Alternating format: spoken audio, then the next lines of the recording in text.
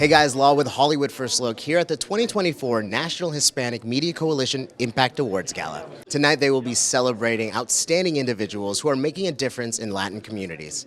We're hoping to speak to some of the honorees and guests tonight, so let's take a first look. First obvious question is, how does it feel to have that kind of recognition within your community itself? It's vital. You know, once you crack the door open and you slide in and then get to mix a show, you know, that is really, when it was playing, one of the most important in the world. The satisfaction of you got away with it, and then people loved it and watched it, so that's great. But then there's a missing part, which is to come to celebrate with your people that understand how tough it is to get in, to get together and say, si se puede. So it's very, very important. It's so crazy, you know, when I was thinking about it, when I started acting, I didn't really start because any accolade or anything. It was just like, I want to do this for a living. It's so hard for me to do this for a living because the industry was telling me that you're not A, B, and C, you know, body type, you're POC, you're Mexican, you're queer, all these things that were the strikes against me, but they were never the strikes. They were always my strengths.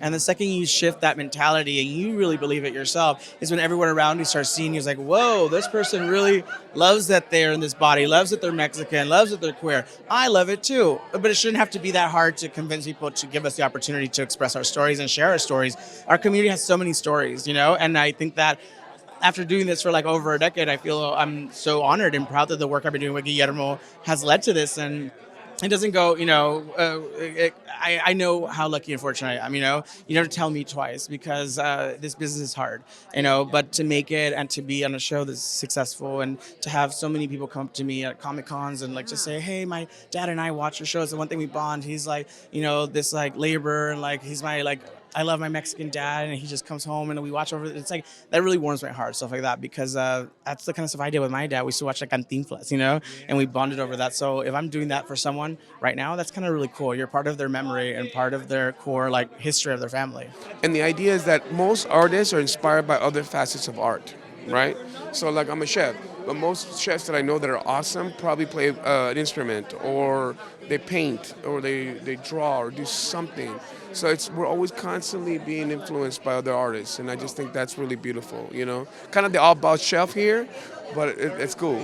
I'm at home wherever I'm at, and so I try and have that vibration seep out to everyone around me, right? I think we're always looking for safety outside of ourselves when it starts from within, and I think us being able to commune in a space like this, in the industry that we're in, with like-minded individuals, not just in artistry, but in physical form representation, then when we step into spaces where we might not see ourselves so much, we feel the confidence to show up in full actuality. So that's what I hope this room does for everyone else, to show them that when they step into different spaces where they might not see themselves, that they don't need to, that they can see themselves and feel themselves in a vibration. You're an artist, therefore, and if you are invited, you deserve to be there. Your energy helps curate the energy and the magnitude and the magnificence of the room. I know how bad it was. It is very disheartening that the needle has not moved as much. And the crazy part is the needle will move forward and then a couple steps back. We just had a huge slew of cancellation, like 10, 11 shows that we had. And that's fine. It's a very cutthroat business, the entertainment business. But you've got to have shows. If you're really committed to diversity, equity, inclusion, you need to have the next gen of shows ready to greenlight them. But that's not happening. And the problem is we cannot lose faith. We cannot lose our determination with the setbacks, because they come. But honestly, I never thought I'd still be here 37 years later where actual Latinos get to play Latinos. Whereas back in my day, it was Catherine Zeta-Jones and Marissa Tomei playing Cuban women and Mexican women. And so that's not happening as much anymore. 50 years ago, we were 5 or 6% of the U.S. population, and we were 3% of Hollywood back then. All right, so we were 2 to 1 underrepresented. Today, we're 20% of the population, and we're 5 to 6% of Hollywood. That means that we're now 4 times underrepresented. So objectively, we're worse off, right? Even though the numbers may look a little better because there's just so many of us. NHMC's focus this year is on the pillars of trust, dignity, and respect, right? And as an Indigenous Latina artist in this industry, I feel it's, our responsibility to take meaningful risk and stand up and help give voice to the voiceless, especially in a time that our world is facing today. And I think that it's so important for us to have a place where we can come together, connect, collaborate, and create, and really dig into those meaningful human stories and get in touch with our humanity, because that is what people resonate with. And there's so many, important stories that need to have light shed on them. And that's kind of why I got into the industry as well, because you have this amazing platform as an artist to bring to life important stories and shed light on them, and hopefully touch somebody's heart that watches it and inspire them to also be a part of raising their voice and taking action in whatever it is. We're making noise, it shows that Latinos, we're here, we're alive, we exist. So I think every time we get to showcase our culture is important for us to do it. And also, I said culture, because Latino is a culture.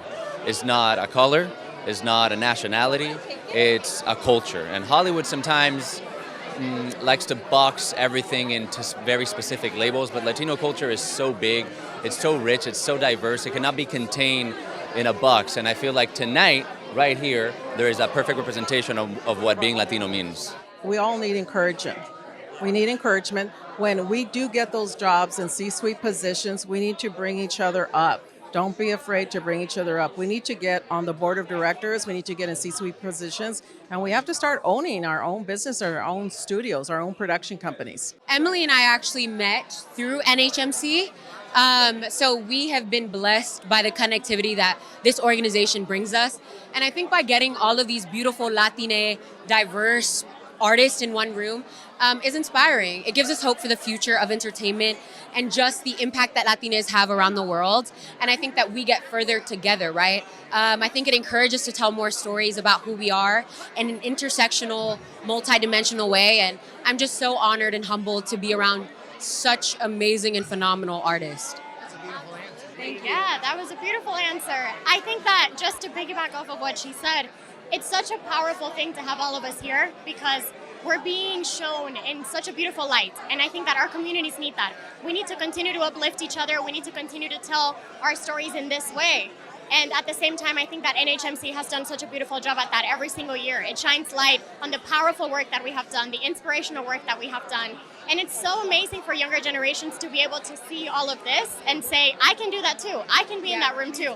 See yourself on TV in a positive light and not a stereotypical light, and say to yourself, hey, I can do that too, and I can be that. And I think that things like these make that for us. Absolutely. It's empowering and validating, and it's personally one of my favorite nights of the year. The quality is there, and the talent is there, and the writing is there. I'm fortunate to be part of some of these great projects. I'm working on Lone Star 9/11, and it's got Latinos throughout the whole piece, showing what it's really like, But we're part of the mixed tapestry that is Austin, Texas, in that story. It's lovely. It's wonderful. The leads that were on Station 19, they did a brilliant job. They happen to be Latino, so it is represented well. It is out there. It is authentic. I did a movie. I'm a very proud producer of the movie A Million Miles Away, about Jose Hernandez, an astronaut who was a farm worker in Stockton, California, who ended up never giving up on his dream and went to NASA. So this is another authentic piece. So our pieces tend to be done with intelligence and incredible authenticity.